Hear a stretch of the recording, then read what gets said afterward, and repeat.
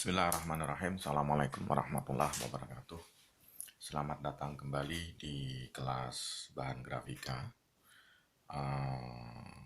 kelas online, pertemuan kedua selama kita mengisolasi diri. Baik, tetap jaga kesehatan dan ikuti instruksi pemerintah untuk jangan keluyuran. Hari ini kita diskusikan tentang kertas lagi sebagai salah satu dari bahan grafika atau bahan cetak.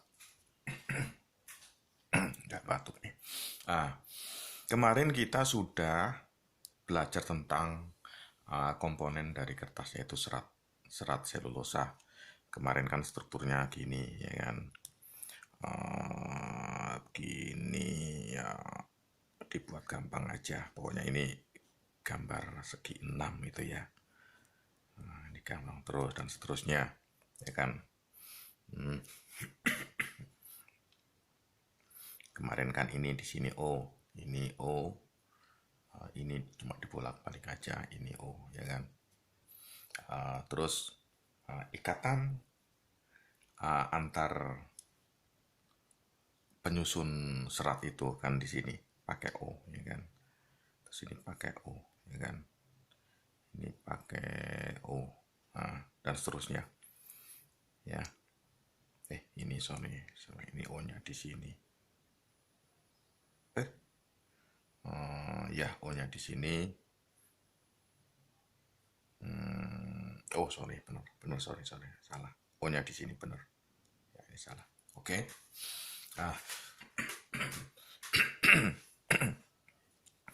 Ini kalau memanjang jadi serat kan.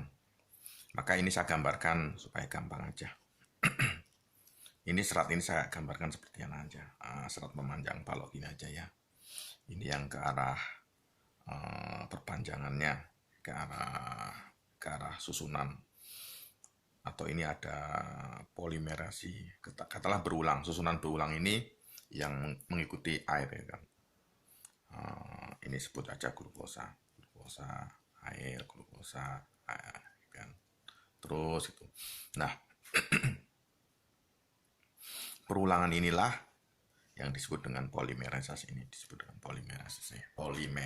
Oke. Ada kelas tersendiri nanti. Baik, saya gambarkan serat ini seperti balok ini aja ya.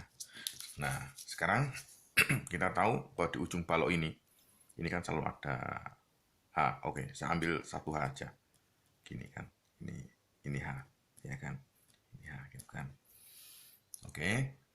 Terus saya anggap karena ini satu serat, bentuk balok ini juga ada H di sini. Misalnya gini aja, saya buat mudah aja. Sini H, ya kan. Sini H. Ini saya simplifikasi sederhana aja. Oke. Sehingga kalau saya tulis ulang, kertas itu terdiri dari susunan serat. Nah, gini, anggap aja begini. Gini kan. Terus gini, ngacak aja. Yang penting ada susunan. Ini katakanlah serat seperti ini. Ini kertas, susunan seratnya seperti ini. Dan kita tahu ada H di sini, ada H gitu kan, ada H. Sama juga di sini ada H. Nah, perhatikan. Ketika kumpulan serat ini dikempa jadi kertas kan, ya kadang-kadang ditambah aci sebagai pengikat, atau kadang ada filler sebagai perbaikan kualitas. Tapi saat ini kita fokuskan interaksi serat dengan serat, ya. Nah, kumpulan serat yang kemudian ditempa menjadi lembaran kertas ini, ya, yang kemudian kita sebut sebagai bahan cetak, ya, kertas sebagai bahan cetak, karena kertas macam-macam. Kertas sebagai bahan cetak ini mempunyai komponen utama serat yang dikempa, ditekan, dipres gitu ya. Nah, dan kemarin sudah kita bicarakan, serat ini memiliki sifat menyerap air atau higroskopis. Nah, apa pengaruhnya terhadap kualitas kertas? Nah, sekarang kita bayangkan susunan yang ngacak lah ya, ngacak aja, ya kan. Misalnya susunan antara dua serat ini, fokus di sini misalnya, fokus di sini. Kalau kena udara yang lembab dan kelembapan tinggi yang mengandung air, ya kan, mereka udah menyerap air. Tapi kemudian mereka air juga bisa masuk ke sela-sela serat seperti ini. Maka ini air, ini H, ya kan? Ini H, seperti ini, masuk ke sela-sela serat. Nah, O ini sangat mungkin bereaksi dengan H yang ada di kertas, ya kan? Sama, ini berinteraksi dengan O yang ada di udara, ya kan? Sehingga ini kalau saya perjelas lagi, dua serat, gini ya, dua serat.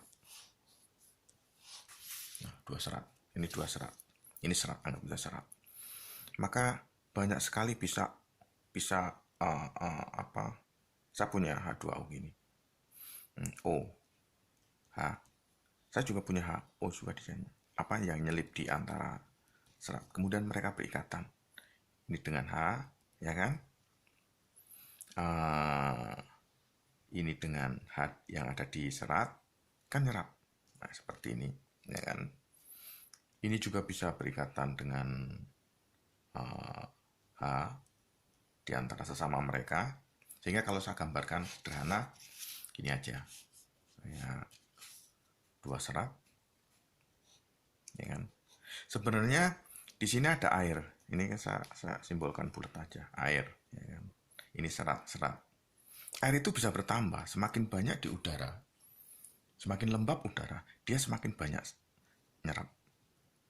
Maka air itu akan makin banyak nyelip di sini, ya kan? Nah, gini, ya kan?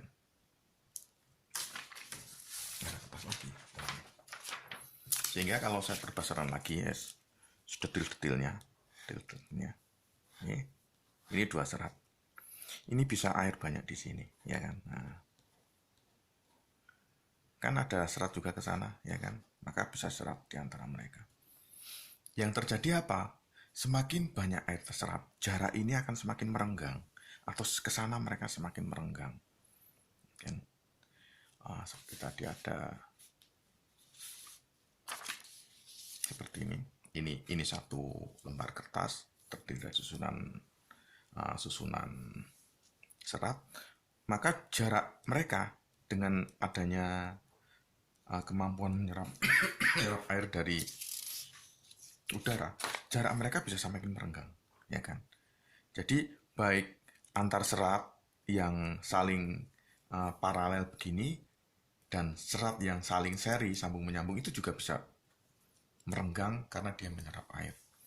Jadi kalau kita basahi si kertas, maka akan maksimal menyerap air di antara serat satu dan yang lainnya, sehingga jarak antar serat itu makin lama makin jauh, ya kan? Karena si air nyelip begini, nyelip. Ini kertas, ini serat, si air nyelip begini.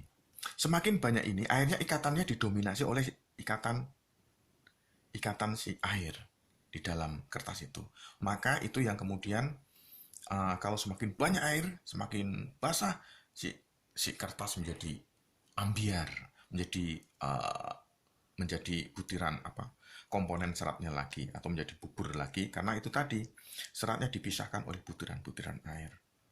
Sekarang pertanyaannya, ya, atau hal kritisnya adalah serat kan, kertas kan ada dua, ada yang arah mesin dan arah yang cross direction, bukan arah mesin dan arah mesin, ya kan? Misalnya kalau ini contoh, ini kertas HVS bekas. Ini biasanya yang memanjang itu arahnya MD, ya. Yang nyilang, kalau ini arah CD. Jadi kalau ada kertas memanjang di HVS itu yang panjang, ini biasanya MD, yang ke sana CD kan itu. Oke. Nah, masalahnya adalah kalau kertas itu mendapat kelembapan yang berlebihan, artinya menyerap air yang berlebihan, si ukuran kertas akan berubah. Perubahannya bisa ke arah MD biar bisa ke arah MD atau ke arah CD. Ya.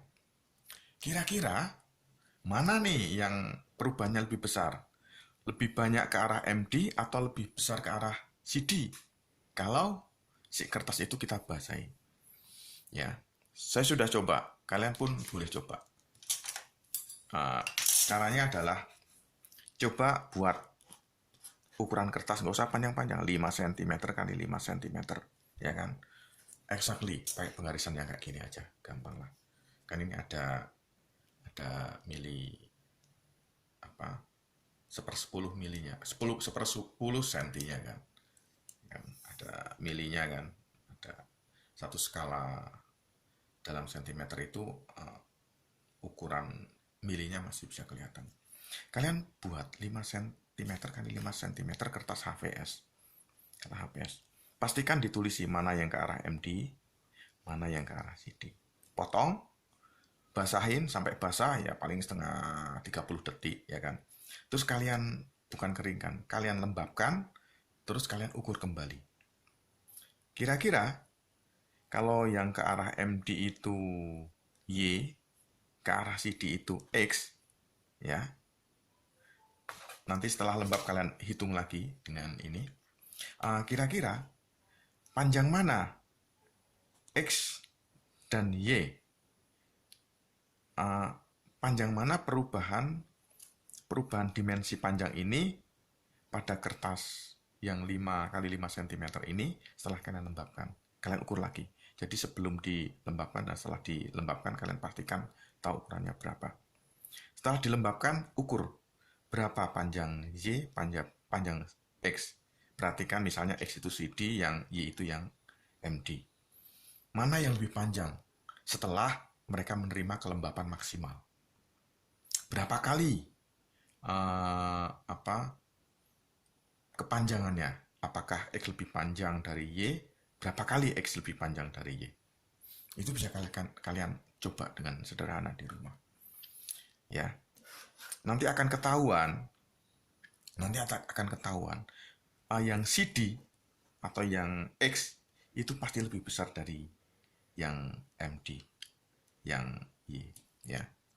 Kenapa? Karena ya ini tadi, Mas. Kan dia lebih banyak nyelip di antara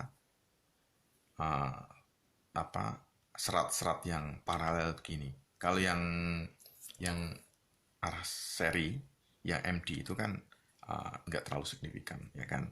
Maka yang ke arah CD pasti lebih panjang. Panjangnya berapa kali dibandingkan perubahan panjang MD setelah kertas itu terserap. Cukup dengan 5 cm kalian ukur. Nanti akan ketahuan, ya. Nah, efeknya bagaimana? Bisa bayangkan. Kalau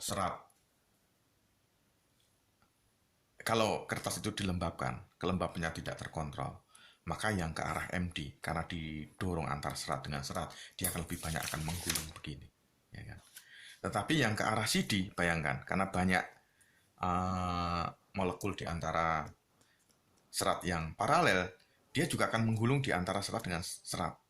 Tapi karena bentuknya kecil, dia akan lebih banyak curly, akan bergelombang seperti ini. Oke? Jadi kertas ini akan bergelombang kalau dia kelembapannya tinggi. Nah itu kenapa? Karena itu tadi, karena antar serat dengan serat diselipin oleh si molekul air sehingga dimensi mereka berubah, dimensi yang ke arah MD dan ke arah CD. Oke? Kalian boleh coba iseng-iseng, nggak sampai 30 menit untuk mengukur 5 cm kali 5 cm. Kalian basahi, kemudian kalian lembabkan, jangan sampai hancur, terus kalian ukur. Kalian bedakan panjang mana perubahan panjang oleh penyerapan air oleh kertas ini, panjang mana, yang ke arah CD atau yang ke arah MD. Oke, demikian materi kali ini. Kita nanti sambung untuk materi berikutnya. Jaga kesehatan. Assalamualaikum warahmatullahi wabarakatuh.